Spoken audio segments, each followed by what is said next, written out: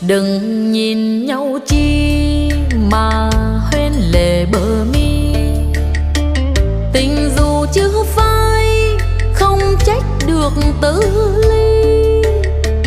Ai biết đời mai sau bao giờ, ai biết đâu ngờ tình hai chúng ta lẽ nào phôi pha.